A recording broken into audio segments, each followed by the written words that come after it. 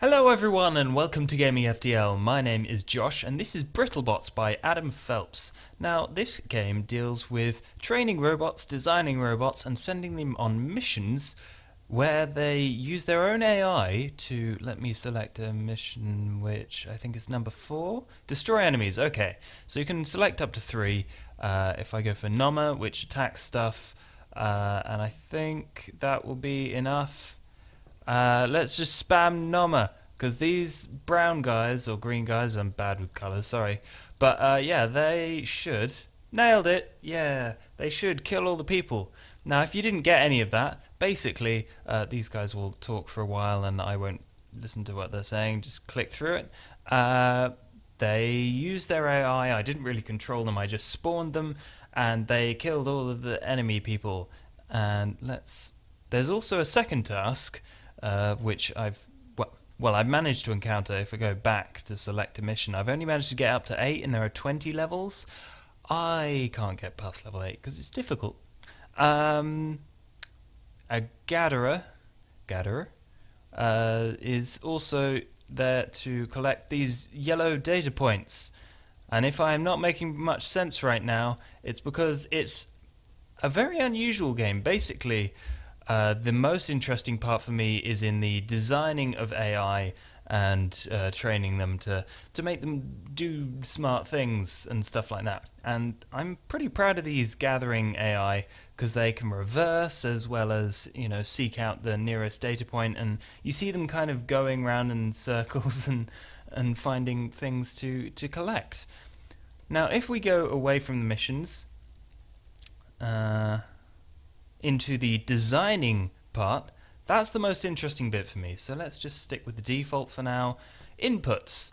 There are 5 different inputs that we can have so far. So there's distance enemies, that's useful for attacking robots.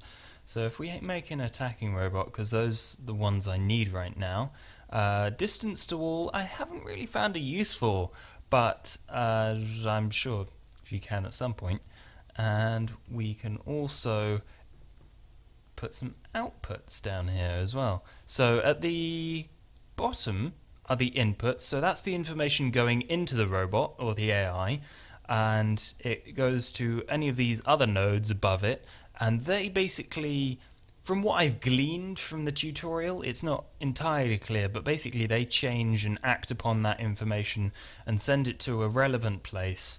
And seeing as we are building an attacking robot, we need turn speed, forward speed, and the welder, which is an attacking thing, and all of those nodes happen or get affected at the top, so it kind of goes from bottom to top in the kind of direction of the arrows. It's not entirely clear because all of the dots look the same, and maybe that's something that the developer could change to like specifically say, oh, this dot is for the welder and this dot is for turning speed, and various input output things like that. Now, advanced options are difficult. As far as I can tell, you can putting it up to the maximum amount, by technicality that would make the robot incredibly smart, but that's not how it happens because obviously it's not true AI, and they tend to get very confused and very stupid when there are so many options and things like that. So what we will do is put it down to, I usually go for about 5 columns and 2 or 3 rows. That gives it a fair amount of options. If we go for 6 columns and 2 rows, so it can do lots of choices. I don't know. Beyond that, thresholds basically, I think it decides what numbers it can ignore, like below a certain number it just not do anything about it. Turning that on makes them even stupider. But if we go back and save this as RoboCop,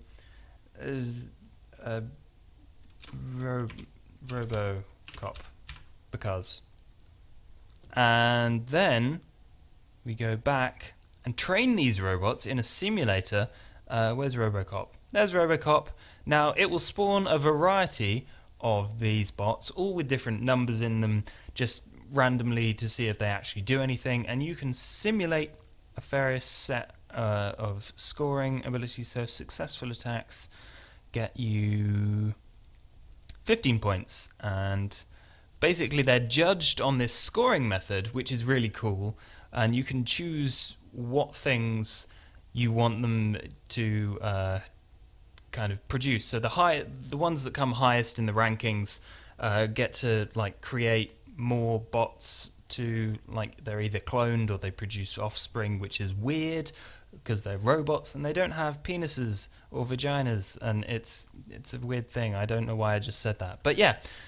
So we will take 1 point off of them for trying to attack and give them 15 points for attacking, because obviously if something takes more than 15 tries to attack a thing or kill it, then that's not really great. So 50 bots, 2 teams, 0 data because we're not interested in collecting that, and mines, no, I don't want any of that because I don't know what it does. Okay, so back, restart the simulator, and these guys will attack each other or try to, until the generation ends or that one of them survives, something like that. And we can speed up this process a little bit, well, quite a bit, until we have 2 teams. So now we've got this kind of dark purple and a pink team. The pink team seems to be going backwards, and eventually one team will win out, and you can select a specific robot to, say, use in the battles and the missions and stuff, which is kind of cool. But this is the most interesting part for me, just training them, seeing how they react. See, these kind of dark ones are, don't know if you can even see them, they're pretty difficult to spot. But these guys are swarming on the pink ones, and eventually they're going to win out, and the pink guys will die out, and maybe a different colour will happen. Yeah, there's all sorts of colours happening here. I think the different colours stand for different mutations of things, and if they do better, they win and become a team, something like that.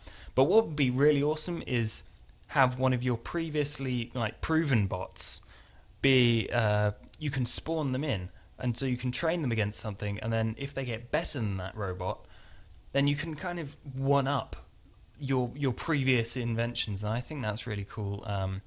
And it's something I'm really interested in, AI and genetics, and, well, if you get my kind of tangent here, genetics is kind of how teaching AI, passing on their algorithms and stuff like that.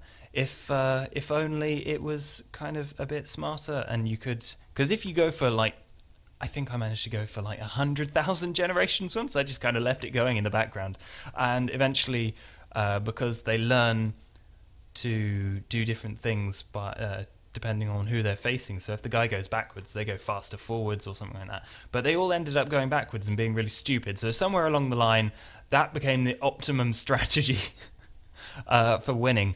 And eventually they just became really dim. These blue bots seem to be really good, and so I might save them, or save one of them at some point.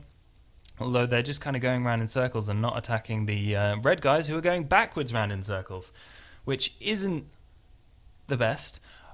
Overall, this game, I don't know, it's kind of lacking in the mission department, but an evolution of this kind of AI training facility and maybe more inputs, outputs, and that sort of thing would be really interesting, because I know lots of robotics geeks are really interested in AI and how things move about simulated things. And I don't know if anyone saw that video of how the AI computer thing learned to walk, and then there were lots of cubes thrown at it. If anyone saw that video, it was hilarious and really interesting to see how it started off kind of flopping around, and eventually it learned how to walk really efficiently. That kind of thing really interests me, and that is the part of this game that is the most exciting. So yeah, thank you everyone for watching. I'm gonna leave these guys to go around in circles for a bit. If you have enjoyed this game, please do let me know. There will be links in the description to where you can check it out, and I think it's around $5 for this game. And yeah, if you have discovered any other game that you think I should cover, please let me know in the comments. Once again, thank you for watching, and I will see you next time!